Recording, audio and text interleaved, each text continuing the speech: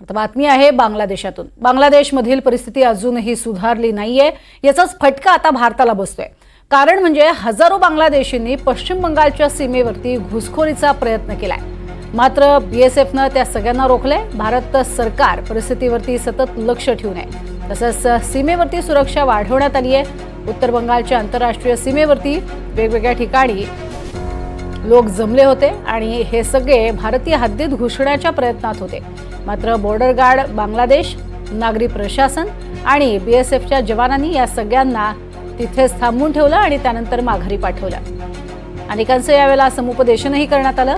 सीमेवरती बसवूनच या सगळ्यांचं समुपदेशन झालं। भारतात त्यांनी येऊ नये, पुन्हा मायदेशी परतावं असं वारंवार आवाहनही करण्यात आलं। अधिक माहिती घेऊयात, राहुल कुलकर्णी आमचे प्रतिनिधी आपल्या सोबत आहेत। राहुल, सध्या आपण जर बघितलं तर ही काही आकडेवारी समोर येतेय, ती अर्थातच मोजमापानुसार आहे। मात्र अशी घुसखोरी ही वारंवार सुरू असते आणि यापूर्वी सुद्धा अनेक जण आलेले असतीलही। काय नेमकी भारताची पावलं असणार आहेत, कारण कठीण आहे अशा पद्धतीनं घुसखोरी रोखणं?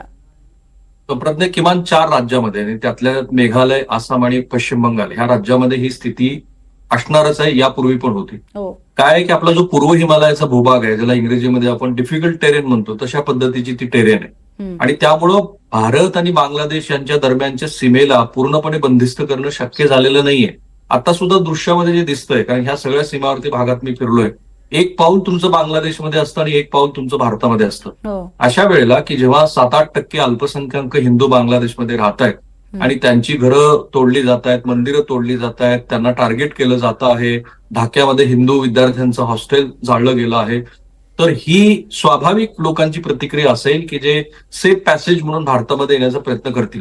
आत्ताची ही जी दृश्य आपण स्क्रीनवरती बघत आहोत ती पश्चिम बंगालमधली आहेत। पश्चिम बंगालमधनं बांगलादेशमध्ये तुमचे कांद्याचे ट्रक्स जातात, अगदी सहजासहजी तिथे वाहतूक सुरू असते आणि असंही म्हटलं जातं की इलिगल पद्धतीनं बांगलादेशी लोक सकाळी भारतामध्ये येतात आणि संध्याकाळी काम करून भारतातनं परत जातात। नदीपात्रात तर अशी स्थिती आहे की एक पाऊल तुमचं पलीकडे बांगलादेशमध्ये असतं आणि अलीकडे भारतात असतं। अशा वेळेला आत्ताच्या सद्यस्थितीमध्ये जे बांगलादेशमधलं वातावरण आहे, त्याच्यानंतर ही मंडळी ही भारतामध्ये येण्याचा प्रयत्न करतील। 1971 साली 1.25 कोटी बांगलादेशी लोक हे भारतामध्ये आले होते। तत्कालीन पंतप्रधानांनी मुक्तीबाहिनीच्या मदतीनंच बांगलादेशमध्ये कारवाई केली होती। आता जे अंतरिम सरकार आहे, जे मोहम्मद युनूस यांच्या नेतृत्वाखाली आज सत्ता स्थापन करेल आणि त्यानंतर जर जे वेगळ्या मुलाखतीतनं समोर येत आहे, वेगळ्या माध्यमातून समोर येत आहे की लॉलेसनेस आहे, तिथे पोलीस नाहीयेत, मिलिटरी नाहीये, जर ही स्थिती नाही सुधारली तर बीएसएफने कितीही प्रयत्न केले तरी ही मंडळी भारतामध्ये येण्याचा प्रयत्न करतील। समुपदेशन हा खरंच महत्वाचा भाग आहे, पण आपल्याला सुद्धा हे किती काळ असं रोखून धरता येईल हा महत्वाचा प्रश्न आहे। आणि मी जसं म्हणालो तसं की ह्या लोकांच्या मनातली जी असुरक्षिततेची भावना आहे ती किमान 3 राज्यामध्ये बांगलादेशातनं भारतामध्ये येणाऱ्या लोकांचं प्रमाण वाढू शकतं। लोंढे ह्या पातळीवरती ते जाणार नाही। या आधीची घुसखोरी आणि आत्ताच्या घुसखोरीचा प्रयत्नाचा आपण वेगवेगळ्या पद्धतीनं विचार करायला हवा। आता लोकांची अगतिकता आहे आणि ती अगतिकता ह्या दृश्यातनं आपल्याला दिसतेय। अगदी। आणि राहुल, सगळ्यात महत्वाचं ही अगतिकता जरी असली तरी सुद्धा अनेक जण या आधी सुद्धा मुळातच भारतात शिरलेले असणार आहेत आणि अर्थातच नजर चुकीनं अनेक जण हे भारतात आलेलेही असणार आहेत। त्याचा आकडा जो आहे तो कदाचित येत्या काळामध्ये आपल्या समोर येईलच। तुर्तास धन्यवाद या संपूर्ण माहितीसाठी। तर बातमी आहे भारतात तात्पुरता आश्रय घेतलेल्या शेख हसीना यांच्या संदर्भातली। शेख हसीना यांच्या अडचणी आणखी वाढल्यात। याचं कारण आहे इंग्लंड, अमेरिकेमागोमाग आता फिनलंडनं सुद्धा शेख हसीना यांना धक्का दिलाय।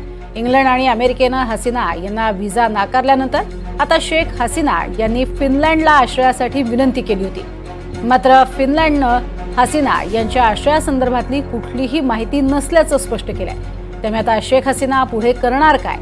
की हसीना भारतातच आपला मुक्काम कायम ठेवणार, याबाबत प्रश्न उपस्थित केले जात आहेत।